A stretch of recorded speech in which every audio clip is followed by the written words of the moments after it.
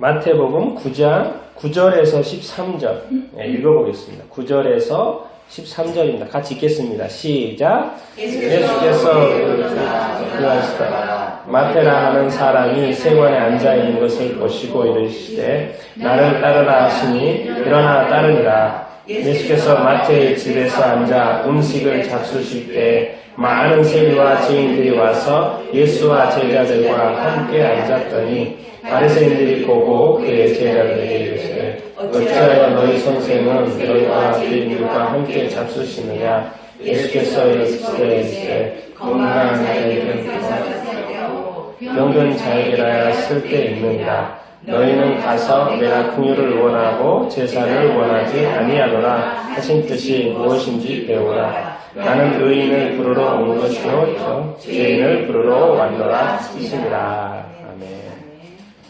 오늘 제목 한번 읽어보겠습니다. 시작. 왜 마태를 부르셨을까요?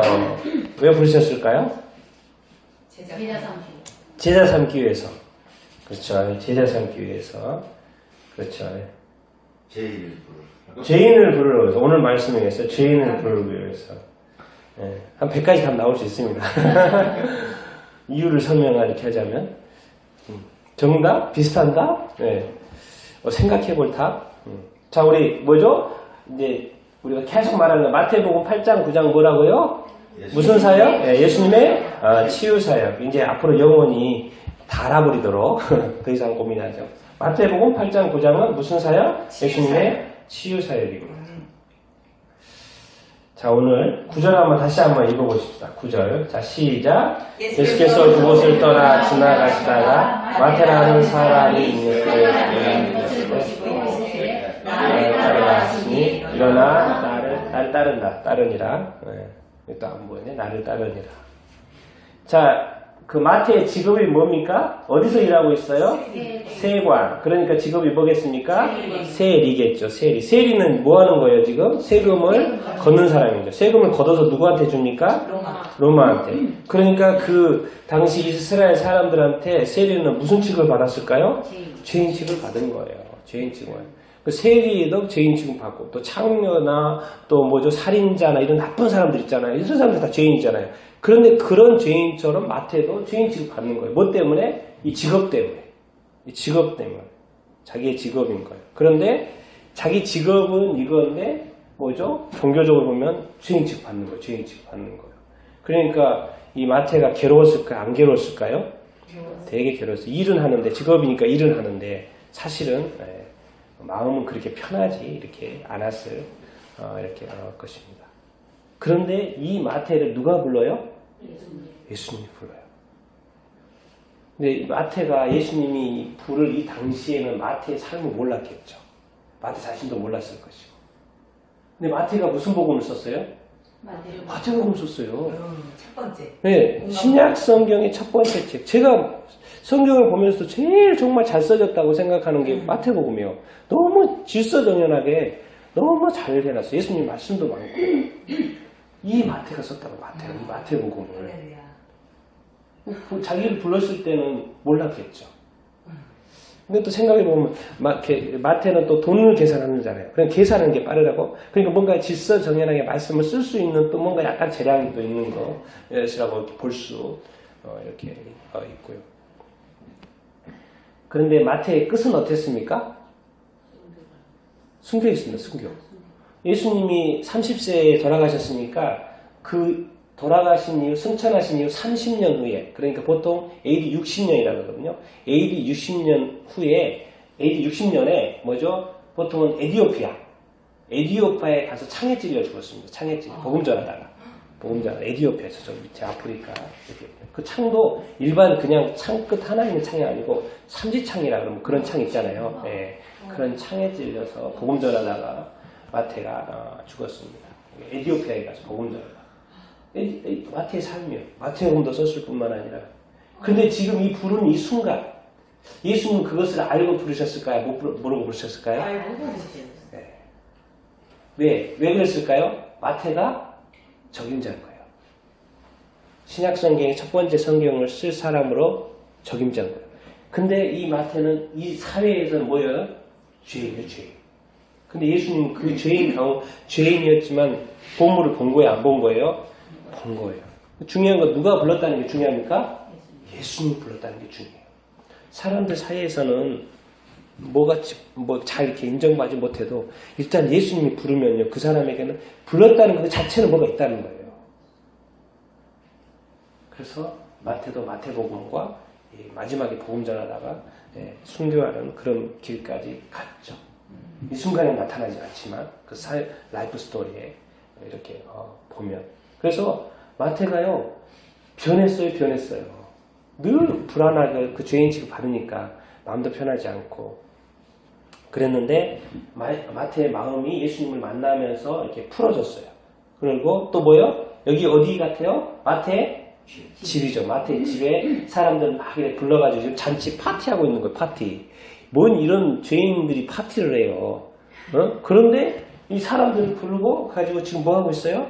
파티를 하고 있어요. 이런 마음의 여유가 어디서 생겨요? 누구로부터 뭐 때문에 생기는 거예요 지금? 예수님 때문에. 마태가 변해가지고 마음이 그냥 들떴어요. 지금 들떴어요. 왜? 내가 지금 늘 죄인 취급 받았는데 누구로부터 지금 죄인 취급을 안 받는 거예요? 예수님으로부터. 나를 받아주고 나에게 오시고 내게 말을 걸어주고. 그래서 이 마음이 지금 오픈됐어요.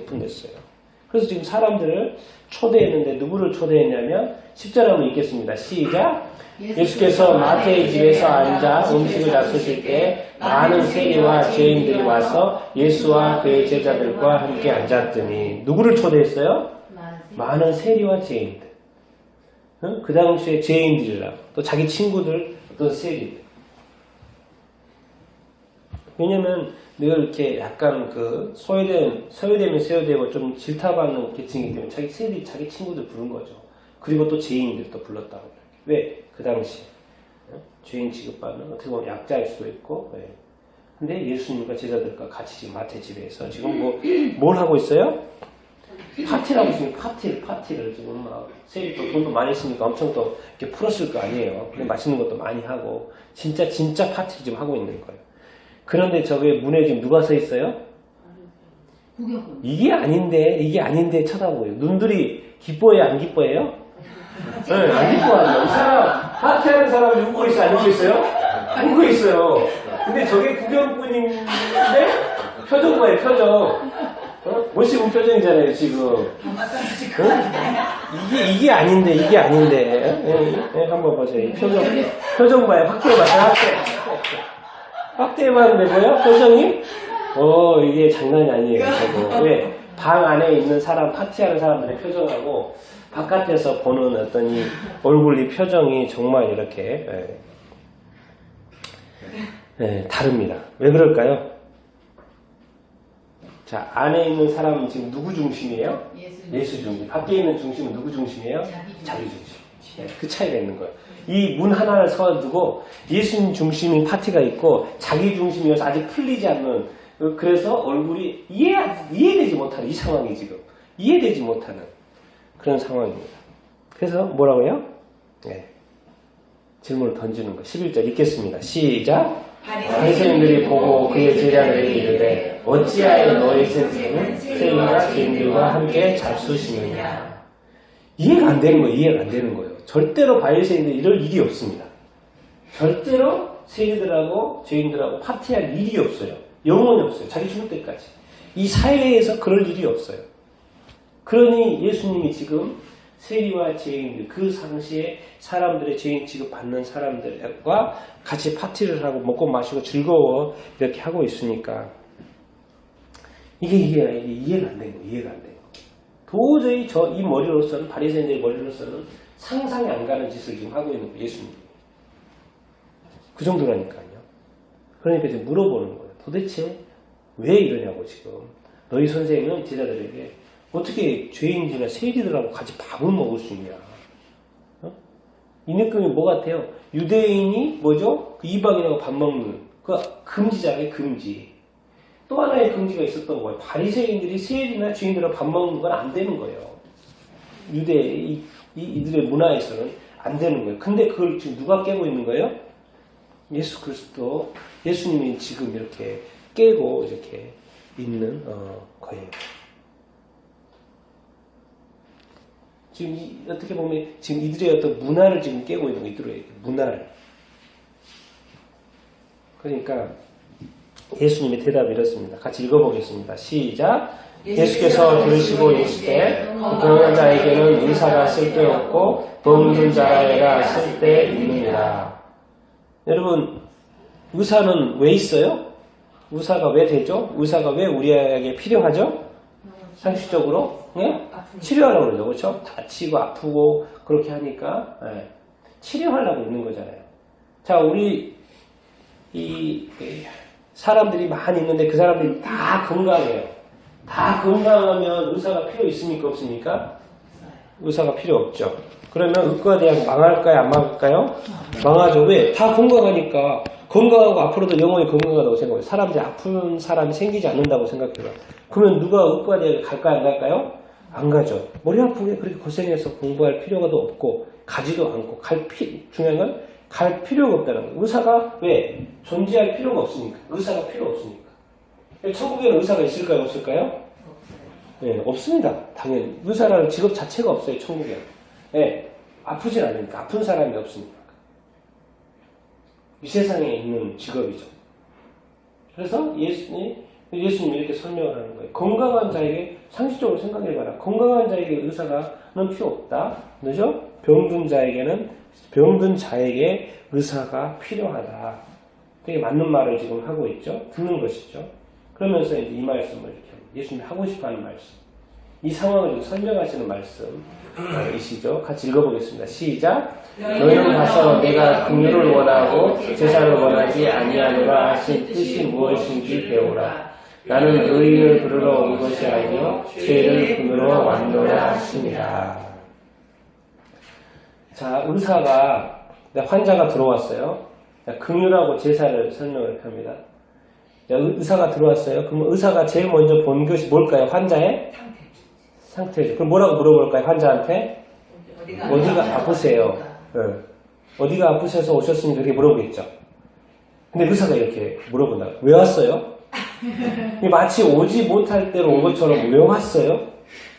내가 알기로는 당신 그 제일 많은 사람인데 이 사람은 치료해줘 말아줘? 만약 의사가 그런 식으로 접근을 한다고 생각을 해보세요. 이 사람이 이제 아파 죽겠어가지고 지금 병원에 와가지고 앉아있는데 저 사람 저 나쁜 사람인데 내가 전에 이 사람이 나쁜 짓을 했던 것을 알고 있는데 이 사람을 치료해줘 말아줘? 이런 식으로 의사가 자꾸 생각하고 접근하고 자꾸 환자한테 그런 질문을 던진다고 생각을 해보세요. 그러면 됩니까? 안 됩니까? 안 되죠. 뭔가 본질이 잘못되어 있어요. 의사한테 지금 필요한 건 뭡니까 지금? 이것저것을 따지는 게 아니고 뭐예요? 긍휼이 필요한 거예요. 왜? 지금 이 사람이 아프구나. 치료를 원하는구나. 치료해야 되겠구나. 이 사람 놔두다가 큰일 나겠구나. 그러니까 빨리 치료해야지라고 여기는 불쌍한 마음이에요. 불쌍히 여기는 마음이죠. 그리고 자기 자신한테도 뭐가 있어요? 그래서 치료할 수 있는 어떤 기술이 이렇게 있어요. 그러니까 그 환자에 대한 태도는 뭐예요? 긍휼이 여기는 마음이죠. 자, 우리가 이제 이 제사라고 했을 때 보통 누구한테 제사 이렇게 합니까? 구약의 제사 제도가 누구한테 드리는 거예요? 하나님한테 이렇게 드리는 것이죠. 맞습니까? 네, 하나님한테 어떤 관계. 근데 긍휼은 누구한테 하는 거예요? 그렇죠. 긍휼은 이웃과의 관계, 어떤 사람과의 어떤 관계예요. 예수님이 지금 이렇게 말씀하십니다.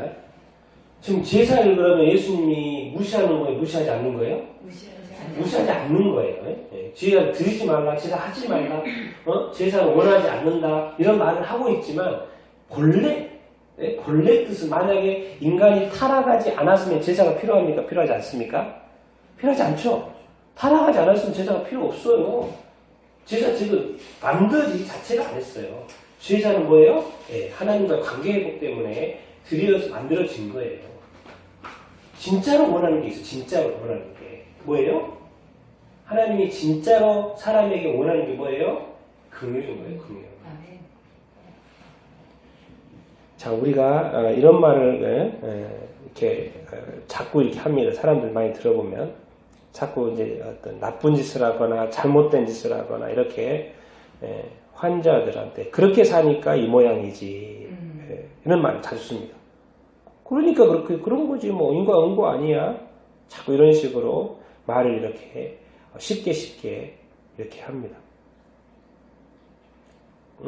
뭔가 이게 중요한 건 이게 공감, 마음을 그 사람하고 하나 되게 하고 그 사람을 불쌍히 여기는 어떤 마음보다도 자꾸 무슨 말을 하는 거예요? 어떤 판단의 말과 어떤 그것을 비판하려고 하는 그런 어떤 표현들, 이런 말들을 우리가 하기가 이렇게 쉽습니다. 또 세상은 특히나 하나님에게 의해서 예수님에 의해서 제동 걸리지 않는 세상 사람들은요 막하죠. 막하는 정도가 아니라 아주 끝까지 갑니다. 감히 인간 이런 말을 할 수 있을 정도 쓸 수 있는 할 정도 단어가 있으면서 갑니다. 그러나 예수님을 믿는 사람은 그나마 제동이 걸립니다. 그나마 순화시켜서 이야기합니다. 근데 우리가 이제 예수님을 믿고 하나님을 이렇게 예배하는데 이 하나님을 믿는 바리새인들한테 가르치는 거죠. 예수님이. 나는 제사를 원하지 않고 공유를 원한다고 분명히 구약성경에 말하는데 이 공유에 대해서 네가 좀 하나님의 원래의 뜻이 무엇인지 좀 배워라. 가르쳐주는 거예요. 지금. 어떻게 보면 이 상황을 가장 잘 이해될 사람이 이 사람들인데 이 상황을 가장 이해를 못하고 있는 사람이 또 이 사람인 거예요. 그러니까 예수님은 또 가르쳐줘야 된다. 가르쳐줘요. 정말 이 하나님의 온전하신 뜻이 무엇인지를 좀 배워라. 그리고 다 배워가지고 어떻게 보면 그 사회를 인도하고 있는 사람 지도자들인데 예수님은 좀 배워서 배워라 이렇게 말해요. 다시 한번 배움을 강조하고 있어요. 참 이상하죠? 다 배웠다고 생각하고 어떤 리딩을 하고 있는데 리더의 자리에 있는데 또 예수님은 배우라는 거예요. 뭔가 잘못 알고 있다. 그러면서 예수님이 하시는 말씀은 뭐예요? 뭘 배우라는 거예요? 나는 의인을 부르러 온 것이 아니고 죄인을 부르러 왔다. 이 말은 뭔 말이에요 지금? 내가 지금 여기 앉아있는 이유가 뭐 때문이다? 죄인을 부르러 왔기 때문에 내가 여기에 지금 앉아있는 것이다. 너희들이 말하는 죄인들 그리고 뭐지? 세리들, 내 죄인 취급하는 사람들 내가 앉아있는 이유가 바로 이 사람들 때문에 왔다. 그래서 내가 이 자리에서 앉아있고 파티 이렇게 하고 있다. 이렇게 말하고 있는 것이 이렇게 아니겠습니까? 그런데 어떤 사람은 도저히 이해가 이 바리새인들의 입장에서는 그게 지금 이해가 이렇게 안 되는 거예요. 그 말 뭔 말입니까? 지금 하나님을 이렇게 믿지만 하나님의 이 단계에서 누구로 넘어오지 못하고 있는 거예요. 자꾸 예수님께로 넘어오지 못하는 것이고 그리고 자기 해석이 아니고 뭐예요? 하나님의 말씀의 그 온전하신 뜻 그것을 지금 이해하지 못하고 이렇게 있는 것이죠. 이걸 생각하면 제가 언뜻 떠오르는 생각이 그거예요. 이혼도 예수님이 구약에서는 이혼 증서를 주고 이혼하라고 했는데 신약에서는 뭐예요? 이혼에 대해서 하지 못한다. 원래 그 뜻이 아니라고 뭔가 다시 수정해주는 말을 하잖아요. 이런 것처럼 우리가 자꾸 하나님의 어떤 뜻을 원래 그 어떤 근본적인 그 뜻을 우리가 이해를 해야 되는데 그 뜻을 이해하지 못하고 자꾸 이렇게 이거는 뭡니까? 지금 바리새인들 어떻게 보면 종교인이죠. 종교인. 제자라기보다는 제자는 이 안에 있고 이 사람들 뭐예요? 지금 뭐가 돼버린 거예요? 종교인이 돼버린 거예요. 종교인. 그래서 종교적인 판단을 계속 하는 거예요. 그리고 종교적인 눈으로 보니까 자꾸 이해가 안 되는 거예요. 그 상황들이. 예수님이 이해가 이렇게 안 되는 거예요. 그러니까 예수님 보니까 끊임없이 안식일을 파괴하는 것 같은 것처럼 보여요. 근데 안식일에 지금 예수님 뭘 하고 있어요? 지금 사람을 거저 다른 일 한 게 아니잖아요. 예수님이. 딴 짓 하니까 일하러 다니신 게 아니에요. 뭐가 지금 아픈 사람을 고쳐주는 것 뿐이에요. 지금. 그러면서 예수님 뭐예요? 안식일의 주인은 누구다? 나다 말하는 거예요. 그러니까 어느 순간 우리가요 이제 신앙을 이렇게 안 믿는 사람은 예수님과 자기 자신과 완전 분리죠. 완전 분리입니다. 그런데 우리가 어느 순간 예수님의 이제 우리 크리스찬이 됐을 때 예수님 안에 이렇게 이렇게 왔어요. 들어왔는데 또 분리된 생각을 할 수 있다 없다? 할 수 있다라는 거예요. 할 수 있다라는 거예요. 그 말이 뭔 말이냐면 우리도 뭐가 될 수 있다? 종교인이 될 수 있다 없다? 될 수 있다라는 거예요. 그래서 이렇게 우리가 끊임없이 이렇게 말씀을 통해서 이렇게 배우는 것입니다. 하나님이 진짜로 원하는 건요. 누가 어떤 그 나쁜 짓을 했을 때 뭐라고 하는 것도 중요합니다. 나쁜 건 나쁜 거니까. 그렇긴 한데 또 그것을 쉽게 말하면 내가 그 어떤 사람을 할 때 가족의 마음을 가지고 말하는 거하고 그냥 남처럼 취급하는 거하고 저 사람은 저렇게 해도 돼, 저 사람은 처벌받아도 돼, 저는 저렇게 돼 이런 식으로 사고하는 거하고 저 사람 저렇게 하면 안 되는데 저 사람 빨리 이렇게 돌이켰으면 좋겠다. 정말 이렇게 변화됐으면 좋겠다. 빨리 하나님께로 돌아왔으면 좋겠다. 하나님을 정말 제대로 믿었으면 좋겠고 하나님의 뜻을 정말 이렇게 깨달았으면 좋겠다라고 불쌍히 여기는 마음이 있고 있는 그거하고 또 다르다는 거예요. 똑같은 것 같은데도 또 틀리는 어떤 그런 부분이 있다라는 것입니다. 오늘 이렇게 마태가 예수님을 만나고 변화되어서 예수님을 따르는 제자가 된 이 마태의 모습하고 하나님을 너무나도 잘 알고 하나님을 섬기는 그 문화에 있으면서도 예수님을 이해하지 못하고 예수님을 따르지 않는 이 종교인 같은 바리새인들하고 여러분은 어떤 사람이 되겠습니까? 예수님은 세리였기 때문에 돈이 많았겠죠. 근데 예수님을 따르려면 그것을 들고 갈 수 없었겠죠. 그렇게 생각을 해보면 세리는 가지고 있는 것을 처분을 했고 처분했을 때 아마 예수님의 뜻에 따라서 아마 가난한 자들한테도 나눠주기도 했을 것이고 뭐 조치를 취하고 또 따라갔겠죠. 그래서 따라갈 때는 또 빈털터리가 돼서 예수님을 따라갔겠죠. 이 제자하고 항상 모든 것을 가지고 있고 누리고 있고 하나님을 섬기고 있고 하나님을 예배하고 있고 하나님 안에 있다고 하면서도 예수님 볼 때는 하나님의 뜻대로 살고 있지 않는 이 종교인이 되어버린 예수님은 뭐 이렇게 이것을 또 뭐 비판하기보다도 뭐예요? 사랑의 마음으로 긍휼의 마음으로 말해주는 거죠. 너희도 좀 이렇게 깨닫고 온전히 하나님께로 나아오라는 것이죠. 그러니까 이 말 속에서도 예수님이 제가 볼 때는 뭐 비판하기보다는 뭐예요? 진정한 하나님의 뜻, 내가 긍휼을 원하고 제사를 원하지 않는다는 그 하나님의 정말 이 뜻을 정말 다시 지금 모르면 다시 배우게 되기를 바라고 그 배워서 다시 너희가 내 뜻대로 살게 되기를 바라고 정말 제자 되기를 원한다는 그런 어떤 주님의 마음이 또 이렇게 숨겨져 있는 것이 이렇게 아니겠습니까? 어찌 예수님이 이쪽 제자들만 품고 저 사람은 내치겠습니까? 예수님의 마음은 모두를 품으려고 하는 거죠. 자기 자신들이 들어오지 않는 것이지 예수님의 품 안에는 이미 들어와 있는 거예요. 근데 자기 자신들이 자꾸 안 들어오는 거예요. 그건 어쩔 수가 없는 거예요. 자기 자신이 들어오는 것을 거부하는 걸 어떻게 합니까? 그런데 예수님의 마음 안에는 뭐예요? 예수님의 나라 안에는 뭐예요? 이미 그 사람들이 안에 있을까요? 없을까요? 이미 있어요. 근데 자기 자신들이 안 들어오는 거예요. 그냥 들어오면 되는 거예요. 그렇기 때문에 들어오게 하기 위해서 다시 설명해 주는 거예요. 차근차근.